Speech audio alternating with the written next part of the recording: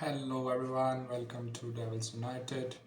Manchester United 3 Arsenal 1।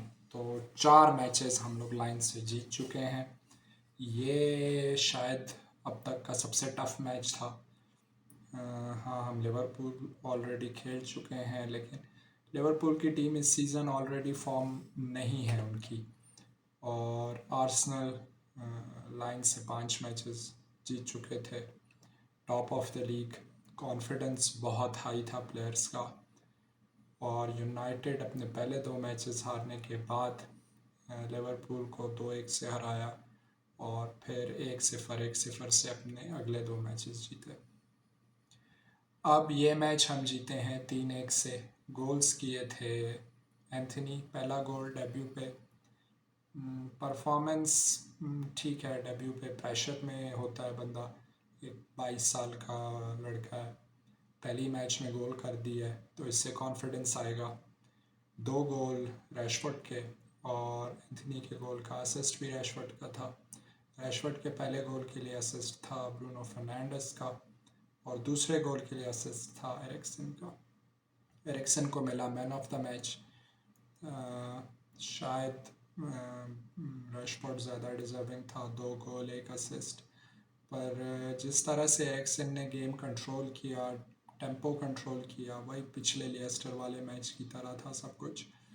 वो deep खेल रहा था बहुत ज़्यादा, पूरे ग्राउंड में वो इधर उधर घूमता फिर रहा था। कभी लेफ़्ट बैक पे नज़र आ रहा था, कभी राइट विंग पे नज़र आ रहा था, कभी नंबर 6 पे खेल रहा था।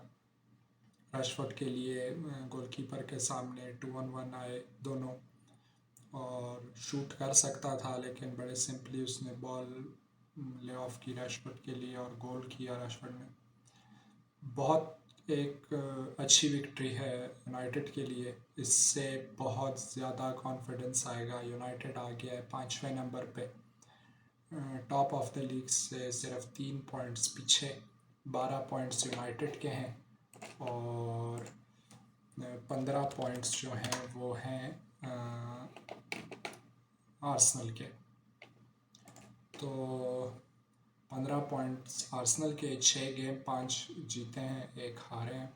और यूनाइटेड 6 गेम 4 जीते हैं, 2 हारे हैं।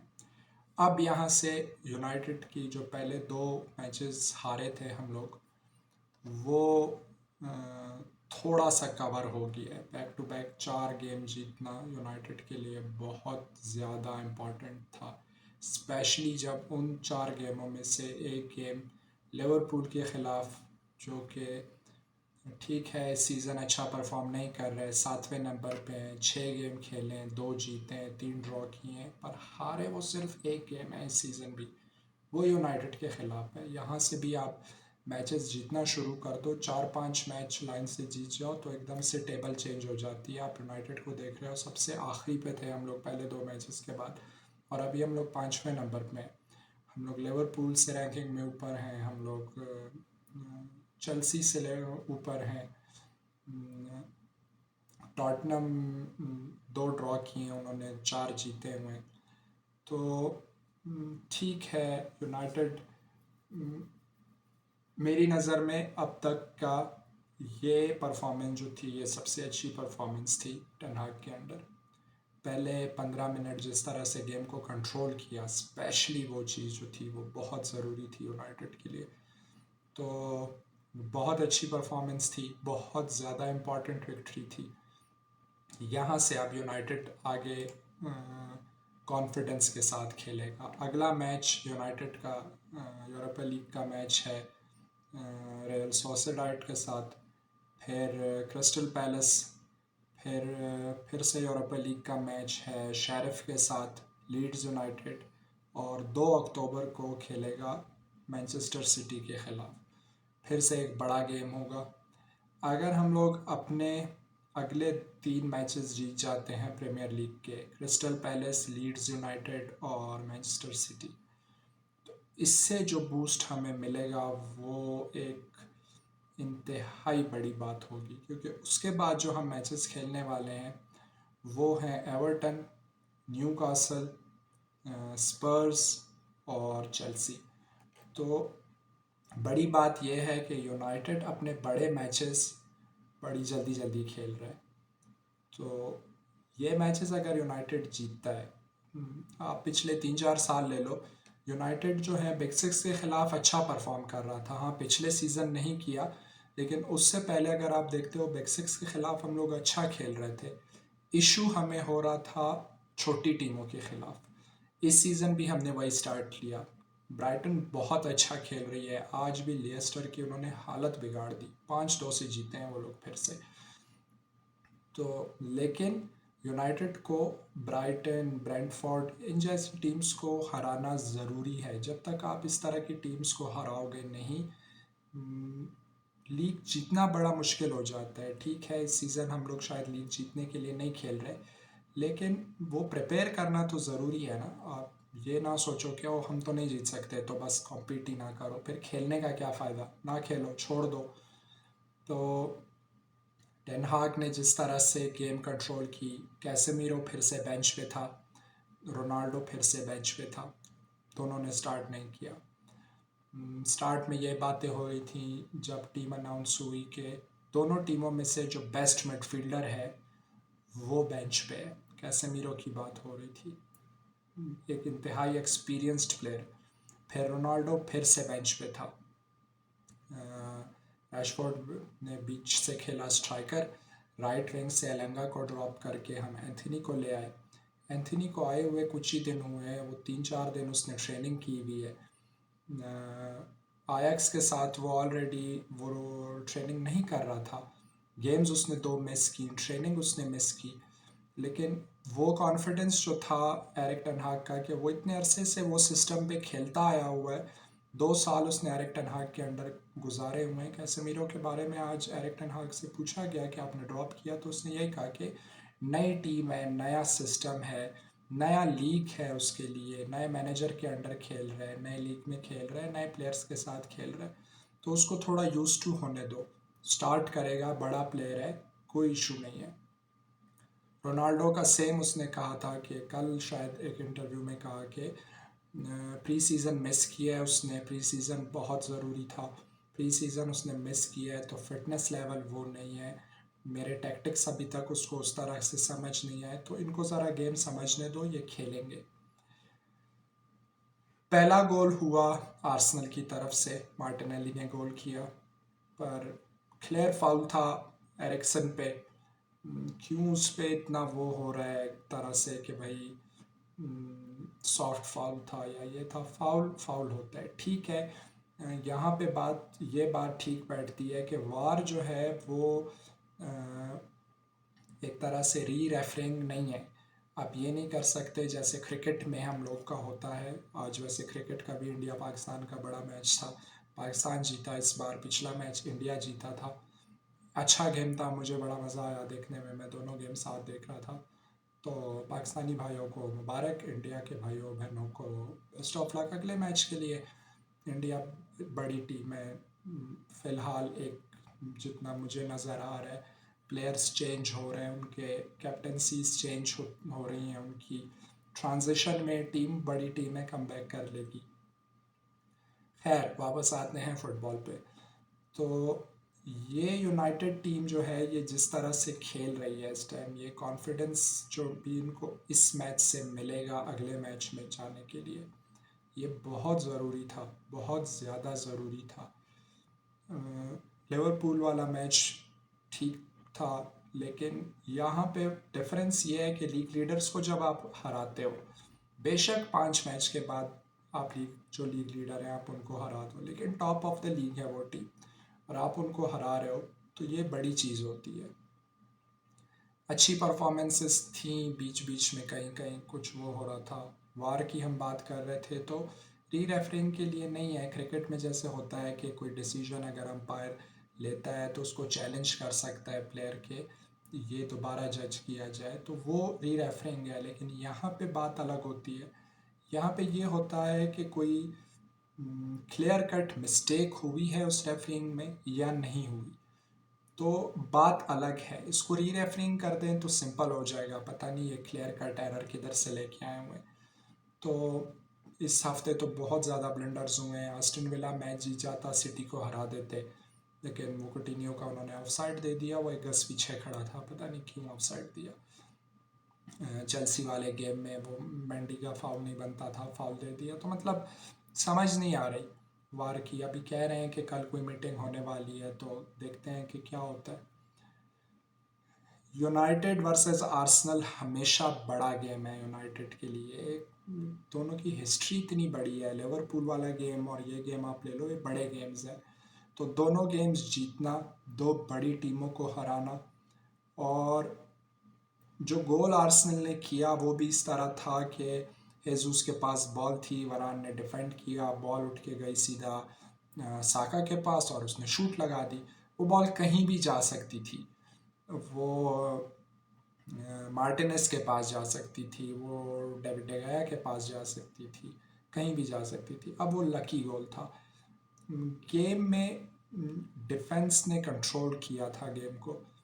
पूरे गेम में ऐसे नहीं लग रहा था, उनके पास पोजेशन ज़्यादा था, वो अटैक कर रहे थे, लेकिन वो घबराहट जो पहले होती थी ना यूनाइटेड के मैचेस में, वो अब नहीं हो रही। शायद आप लोगों ने ये बात फील की हो, बहुत कम हो गई है। डिफेंस हमारा, डियागो डेलो को पता नहीं क्या खिला रहे हैं आजकल यूनाइटेड वाले। एरिक टेन हाग ने क्या जादू कर दिया उस बंदे पे, मुझे समझ ही नहीं आती। ये वो प्लेयर नहीं है जो पहले हमारे साथ खेल रहा था। शायद इटली जाके ये एक डिफरेंस आया है कि उसकी डिफेंसिव गेम बहुत इम्प्रूव हो गई है। ये बात उसने कही भी थी कि जब इटली से वो वापस आया तो उसने ये बात कहा कि मेरी डिफेंसिव गेम वहाँ पे बहुत ज़्यादा इम्प्रूव हुई है। और अगर आपको इसकी पहले की गेम याद है तो पहले अटैकिंग वाइज ठीक था, चल जाता था, लेकिन मेन इश्यूज आते थे डिफेंस में। अब डिफेंसिवली बड़ा इम्प्रूव किया है, एग्रेशन जो उस बंदे में आया है। मतलब पहले मोरिनियो के दौर से है हमारे पास ये प्लेयर, ये एग्रेशन तो मैंने कभी नहीं देखा। लेकिन ये एग्रेशन सीधी बात बताऊं तो मैकटोमिने में भी मैंने नहीं देखा था। किसी भी यूनाइटेड प्लेयर में इतनी एग्रेशन ब्रूनो में थी जब शुरू में वो आया, फिर पिछले सीज़न वो एग्रेशन डाउन चली गई, अब वो चीज़ दोबारा आई है। पिछले सीज़न वो एग्रेशन से ज़्यादा उसने रोना शुरू कर दिया था, बात बात पे वो रेफरीज के साथ बहस करना और सर लटक जाते थे।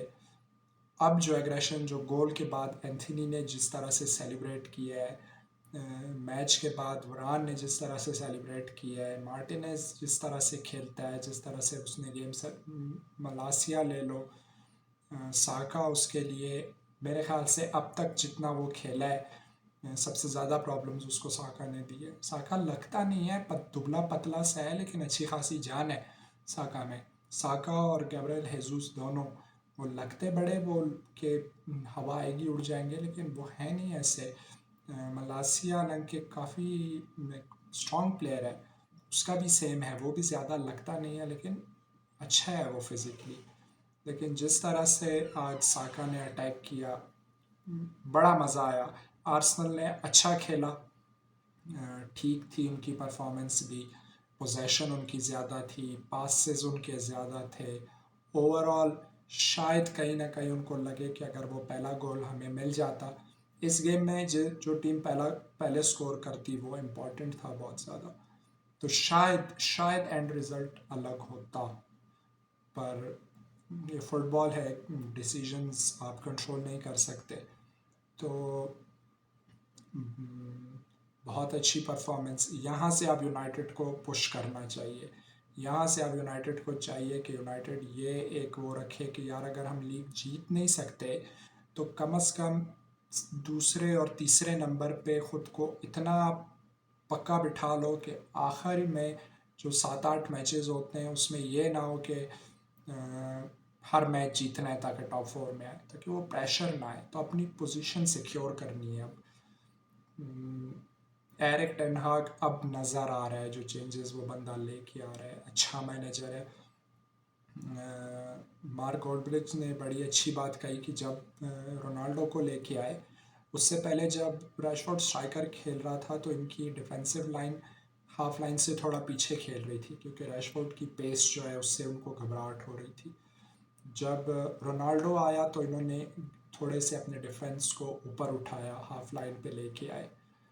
लेकिन वो रोनाल्डो जो था वो स्ट्राइकर खेल रहा था, लेकिन रैशफोर्ड ग्राउंड पे तो था वो। रैशफोर्ड की जगह थोड़ी आया था, वो लेफ्ट विंग से अंदर आ गया, पेस दिखाई उसने अपना 2-on-1 गोलकीपर के साथ एरिक्सन, और वो आए। एरिक्सन इस सीज़न का तो खैर बेस्ट वो है, फ्री ट्रांसफ़र है, कोई बीट नहीं कर सकता। प्रीमियर लीग हिस्ट्री का मैं नहीं कह सकता कि बेस्ट है या नहीं है, ये पहले 6 मैचेस नहीं डिसाइड कर सकते, ये पूरा सीज़न गुजरेगा तो ही पता चलेगा। लेकिन सबको पता है उसकी कैपेबिलिटीज़, जिस तरह से वो प्रीमियर लीग में पहले खेला स्पर्स के लिए, फिर जब वो अपने एपिसोड के बाद वापस आया, सब लोग कह रहे थे कि पता नहीं खेल पाएगा नहीं खेल पाएगा। ब्रेंटफोर्ड ने एक चांस दिया, 6 महीने उनके लिए खेला, उनका बेस्ट प्लेयर था। अब हमारे लिए खेल रहा है, अच्छा खेल रहा है, उम्मीद है आगे भी अच्छा खेलेगा। जो एक बहुत इम्पॉर्टेंट चीज़ है वो है, जो हम 4 मैचेस जीते हैं उसमें पहले 2 मैचेस में मैन ऑफ द मैच था मार्टिनेज, और बाकी 2 मैचेस में मैन ऑफ द मैच था एरिक्सन। सारी की सारी दोनों प्लेयर्स जो हैं वो हैं एरिक टेन हाग की साइनिंग्स। एंथनी की गेम, पहला गेम गोल कर दिया उसने। कैसेमीरो हम सबको उसकी कैपेबिलिटीज़ पता है, मलासिया को सबने 6 मैचेस में देख लिया है, इंतहाई एनर्जेटिक प्लेयर है, शायद यूनाइटेड का सबसे ज़्यादा एनर्जेटिक प्लेयर मलासिया है। तो मैनेजर पे ट्रस्ट करो, सिस्टम पे ट्रस्ट करो, थोड़ा टाइम दो, सीज़न गुजरने दो। ये टीम की असली परफॉर्मेंसेस नज़र आएंगी अगले सीज़न, जब हम लोग एक और बॉल प्लेइंग मिडफील्डर ऐड करेंगे, जब हम लोग अपने राइट बैक पे डेप्थ ऐड करेंगे। क्योंकि डियागो का सबसे अच्छी बात यह है कि वो राइट बैक लेफ्ट बैक दोनों खेल सकता है, तो एक आप राइट बैक और ले आओ तो बेस्ट हो जाना है। लूक शॉ, अगर हमें वो लूक शॉ मिलता है जो अपना उसके टाइम था, ओले के टाइम हमें मिला था, तो मज़ा ही आ जाएगा। वो एक इंतहाई अच्छा प्लेयर था, एनर्जी लाए वो भी अपने गेम पे।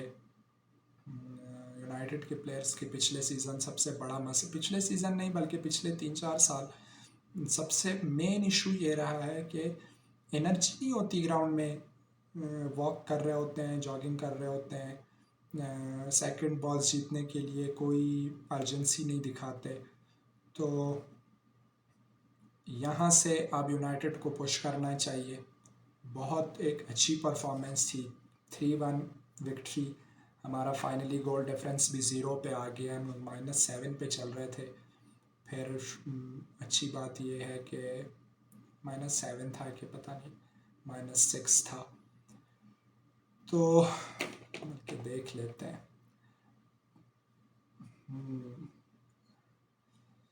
ब्रेंटफोर्ड से हम हारे 2-1 से, तो -1 हो गया। फिर हम लोग हारे 4-0 से, -5 था, तो वो अब 0 हो गया। ये अच्छी बात है। अब यहाँ से गोल डिफरेंस को भी बिल्ड करें। सबसे मेन चीज़ है विक्ट्रीज। आप जीतते रहो जीतते रहो, बीच में एक आध ड्रॉ करते रहो, कोशिश करो मैच हारो मत, स्पेशली छोटी टीम्स के ख़िलाफ़, तो एंड में आपका रिज़ल्ट अच्छा ही होगा। तो आप लोग भी कमेंट करके बताएं कि कैसी लगी परफॉर्मेंस। मेरे नज़र में, मेरे लिए man of the match performance जो थी वो रशफोर्ड की थी शायद, क्योंकि वो बंदा बड़ा अंडर कॉन्फिडेंट खेल रहा था, इंतहाई ज़्यादा प्रेशर था उस पर।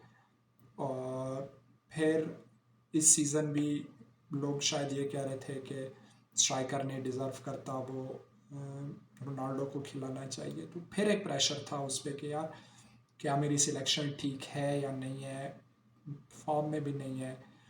तो 2 गोल 1 असिस्ट पिछले 2 मैचेस में, अब उसके 2 गोल 2 असिस्ट हो गए, तो ये उसके कॉन्फिडेंस के लिए बहुत ज़्यादा बड़ी बात है। अब हमारे पास एक प्रॉपर राइट विंगर आ गया है, प्रॉपर लेफ्ट विंगर्स हैं हमारे पास।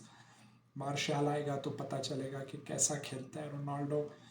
सबको पता है कि वो बंदा फिट होगा तो वो गोल्स करेगा, उसको ज़रा सिस्टम समझ आ जाए गोल्स करेगा। तो एक अच्छा फ्यूचर नज़र आ रहा है मुझे टीम का।